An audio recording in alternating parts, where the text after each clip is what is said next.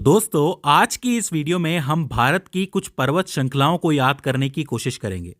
दोस्तों, पर्वत श्रृंखलाएं भूगोल, राजनीति और जीके की दृष्टि से एक बहुत ज़रूरी टॉपिक है और इसमें से ढेर सारे प्रश्न बनते हैं। मतलब इसके अंदर इतने सारे फैक्ट हैं, इतने सारे नाम हैं कि इसमें से कई सारे प्रश्न बनते हैं जो सीधे सीधे ऑब्जेक्टिव्स के रूप में आपको देखने को मिलते हैं।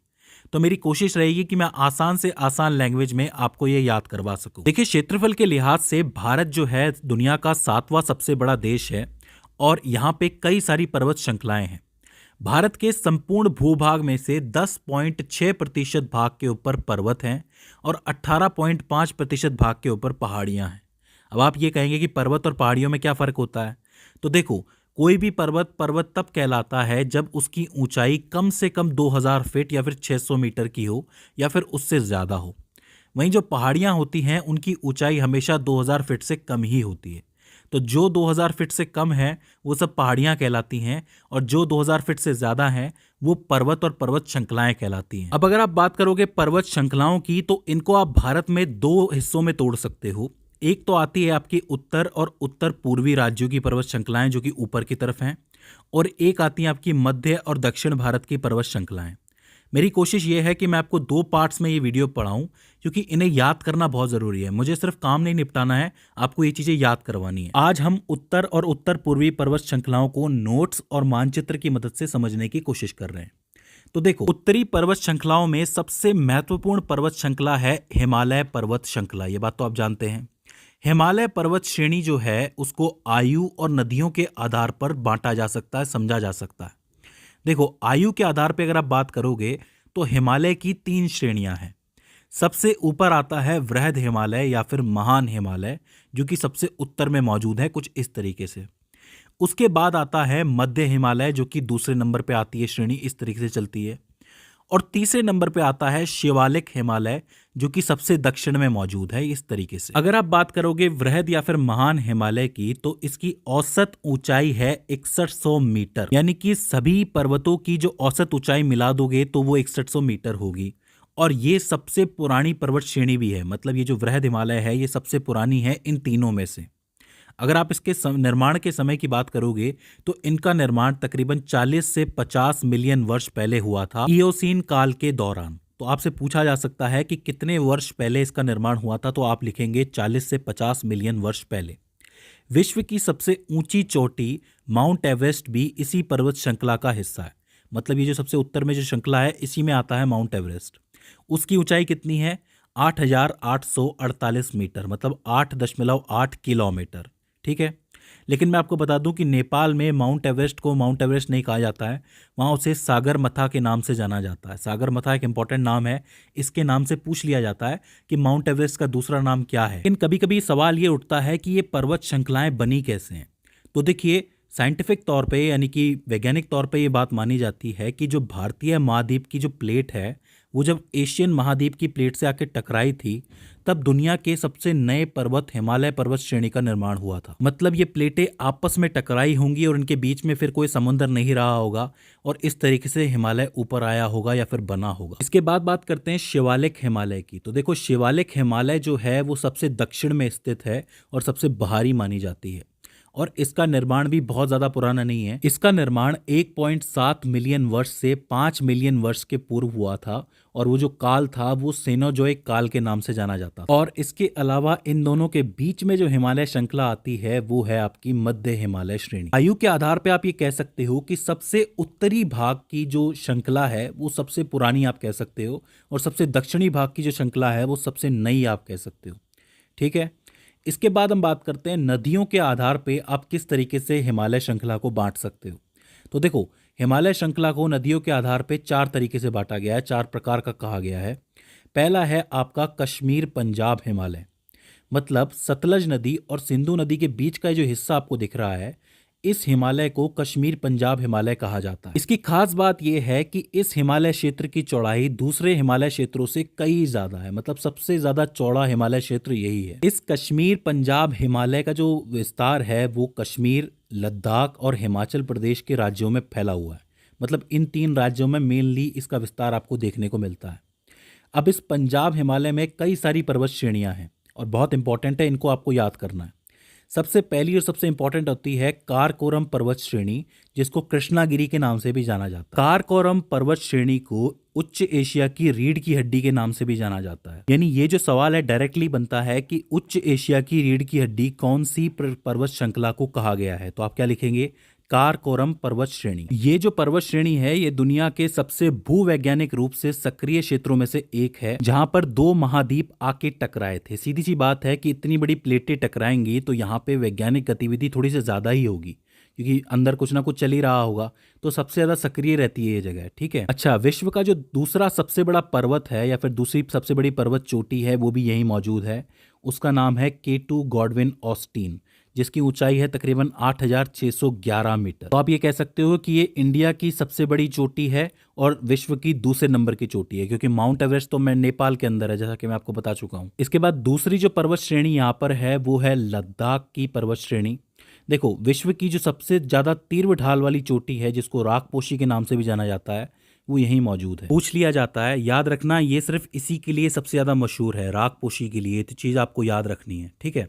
इसके बाद तीसरी पर्वत श्रेणी है जास्कर पर्वत श्रेणी। इसकी खास बात यह है कि जो सिंधु नदी है वो लद्दाख और जास्कर पर्वत श्रेणी के बीच में से बहती है, मतलब बीच में से होती हुई जाती है। तो पूछा जाता है कि सिंधु नदी कौन सी दो पर्वत श्रेणियों के बीच में से गुजरती है, तो आपको लिखना है लद्दाख और जास्कर के बीच से गुजरती है। इसके बाद चौथी आती है आपकी पीर पंजाल पर्वत श्रेणी, जो कि हिमालय की सबसे लंबी पर्वत श्रृंखला के रूप में वहां जानी जाती है। पूछा जाएगा कि सबसे लंबी पर्वत श्रेणी कौन सी है, तो आपको पीर पंजाल लिखनी है। ठीक है। इसके बाद आती है धौलाधर पर्वत श्रेणी, जो कि आपकी कुल्लू घाटी है। कुल्लू का नाम आपने सुना होगा, कुल्लू मनाली का। तो ये कुल्लू घाटी जो है ये पीर पंजाल और धौलाधर पर्वत श्रेणी के बीच में स्थित है। ठीक है। और इसके बाद आती है आपकी शिवालिक पर्वत श्रेणी, जो कि सबसे दक्षिणी पर्वत श्रृंखला है। तो कुल मिलाकर के ये सारी पर्वत श्रेणियां हैं जो कश्मीर, पंजाब, हिमालय क्षेत्र के अंदर अंदर आती हैं। तो ये वाला हिस्सा आपको याद रखना है। अच्छा, यहाँ पे कुछ एक नोट भी है इन पर्वत श्रेणियों को लेके। ये जो आपका काराकोरम वाला हिस्सा है, काराकोरम पर्वत श्रेणी वाला, लद्दाख श्रेणी वाला और जास्कर श्रेणी वाला, इन पूरे हिस्से को ट्रांस हिमालय के नाम से भी जाना जाता है। कभी कभी ट्रांस हिमालय का नाम दे दिया जाता है तो उसमें बच्चे कंफ्यूज हो जाते हैं। काराकोरम, लद्दाख और जास्कर पर्वत श्रृंखला का पूरा हिस्सा ट्रांस हिमालय कहलाता है। ठीक है। और इस पंजाब हिमालय में खेती किस चीज़ की होती है? मेनली जाफरान के फूलों की खेती होती है। ये जो जाफरान के फूल होते हैं इसी में से केसर भी निकलता है बाहर, तो ये काफ़ी इंपॉर्टेंट हो जाता है। ठीक है। इसके बाद हम बात करते हैं कुमायूं हिमालय की। ये जो कुमायूं हिमालय है ये सतलज और काली नदी के बीच का 320 किलोमीटर लंबा एक हिस्सा होता है, जिसको कुमायूं हिमालय क्षेत्र के नाम से जाना जाता है। इस कुमायूं हिमालय को ही गढ़वाल हिमालय के नाम से भी जाना जाता है। आपने सुना होगा कि जो गढ़वाल क्षेत्र है वो कौन से राज्य में स्थित है? उत्तराखंड राज्य में स्थित है। तो आप ये कह सकते हो कि कुमायूं हिमालय का विस्तार हमें उत्तराखंड राज्य में देखने को मिलता है। अच्छा, कुमायूं हिमालय की सबसे ऊंची चोटी का नाम है नंदा देवी, जो कि 7,817 किलोमीटर ऊंची है। और इसी जगह पे आपको बद्रीनाथ, केदारनाथ, गंगोत्री, यमुनोत्री इसी क्षेत्र में देखने को मिलती हैं। तो अगर अब आपसे कोई कहे कि ये सब जितने भी तीर्थ धाम हैं ये कहाँ पे हैं, ये कुमायूं हिमालय क्षेत्र के अंदर पाए जाते हैं। ठीक है। इसके अलावा जो नदियां हैं हमारी, गंगा, रामगंगा या यमुना, इनका जो उद्गम है ये भी कुमायूं हिमालय से ही होता है। तो इन नदियों के नाम से, इन तीर्थों के नाम से कुमायूं हिमालय के लिए सवाल बन सकते हैं, तो आपको याद रखने हैं। ठीक है। इसके बाद आता है आपका नेपाल हिमालय, क्योंकि इसके बाद का हिस्सा नेपाल के अंदर आ जाता है।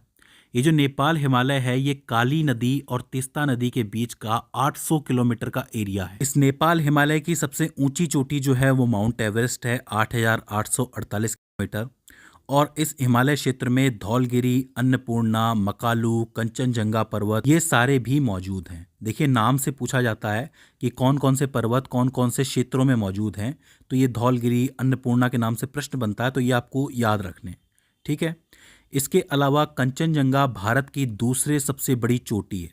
पहली कौन सी है? मैंने आपको बताया था K2 गॉडविन ऑस्टिन है। ठीक है। तो पहली है K2 गॉडविन ऑस्टिन, दूसरी है कंचनजंगा और तीसरी है नंदा देवी। अच्छा, कंचनजंगा का जो विस्तार है वो आपको कहाँ देखने को मिलता है, कौन से राज्यों में है? एक तो सिक्किम के अंदर है और नेपाल के अंदर है।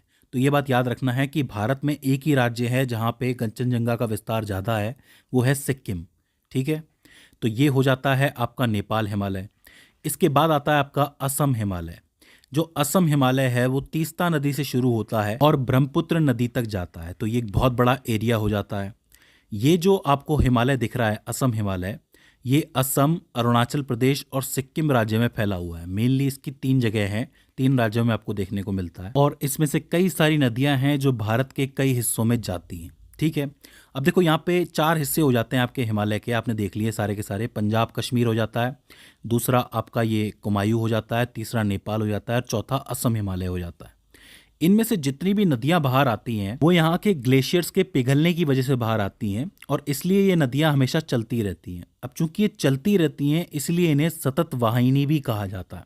सतत वाहिनी के नाम से प्रश्न बनता है तो आपको याद रखना ये वर्ड बहुत इंपॉर्टेंट है कि ये नदियां सतत वाहिनी कहलाती हैं। अच्छा, हिमालय का जो कुल विस्तार जितने भी आपको राज्यों में देखने को मिलता है वो कौन कौन से हैं? जम्मू कश्मीर, लद्दाख, हिमाचल प्रदेश, उत्तराखंड, सिक्किम, अरुणाचल प्रदेश, असम, मेघालय, मणिपुर व नागालैंड। मतलब ये जितने भी राज्य आपको दिख रहे हैं इन सभी में आपको हिमालय का विस्तार देखने को मिलता है। तो आखिर में मैं आपको हिमालय से पूर्व से पश्चिम की तरफ जो पर्वत क्रम चल रहा है वो याद करवा देता हूँ। सबसे पहले आता है नामचा बरवा पर्वत जो कि अरुणाचल प्रदेश और तिब्बत के बॉर्डर पर स्थित है। फिर आता है कंचनजंगा पर्वत, फिर मकालू, फिर एवरेस्ट, फिर अन्नपूर्णा और फिर धौलगिरी। ये जो आपको मैंने क्रम बताया है इसको आप ज़रूर याद रखना क्योंकि इससे प्रश्न सीधे सीधे बनता है कि वो क्रम क्या है। क्रम से क्या होता है ना कि आपको दिक्कत नहीं होगी, सारी चीज़ें एक साथ में याद हो जाएंगी। तो ये आप हिमालय को अच्छी तरीके से याद रखना। हिमालय के अलावा एक पटकाई पर्वत श्रृंखला आती है जो कि भारत और म्यांमार अंतर्राष्ट्रीय सीमा पर स्थित पर्वत श्रृंखला है। इसकी ऊंचाई हिमालय के हिसाब से तो काफ़ी कम है, लेकिन ये असम, नागालैंड, मणिपुर, मेघालय और मिजोरम में फैली हुई एक पर्वत श्रृंखला है। इन पटकाई पर्वत श्रृंखलाओं के आपको कई नाम देखने को मिलेंगे, जैसे कि पटकाई बूम हो गया, ये गारी हो गया, खासी हो गया, जैंतिया हो गया। इसके अलावा लुशाई पहाड़ियाँ, ये जितनी भी मैंने आपको नाम बताए हैं ये याद रखना क्योंकि इनमें से प्रश्न बनते हैं। ये सारे के सारे पटकाई पर्वत श्रृंखला के अंतर्गत ही आते हैं। ठीक है, इसके अलावा नागालैंड में पूर्व की तरफ एक और पहाड़ी है जो नागा पहाड़ी के नाम से फेमस है, तो ये श्रृंखला भी वहीं मौजूद है, इसे भी आपको याद रखना है। तो दोस्तों ये हो जाती हैं आपकी उत्तर और उत्तर पूर्वी पर्वत श्रृंखलाएं जो कि बहुत महत्वपूर्ण है, जिसमें से सवाल आते हैं। अब अगले पार्ट में हम मध्य और दक्षिण भारत की पर्वत श्रृंखलाओं को डिस्कस करेंगे। तो दोस्तों मुझे उम्मीद है कि ये वीडियो आपके लिए हेल्पफुल साबित रही होगी। अगर इसके बाद भी इसके अंदर आपको कोई क्वेरी आती है तो आप हमें कमेंट सेक्शन में बता सकते हैं। तो दोस्तों आज की इस वीडियो के अंदर बस इतना ही। See you in the next one.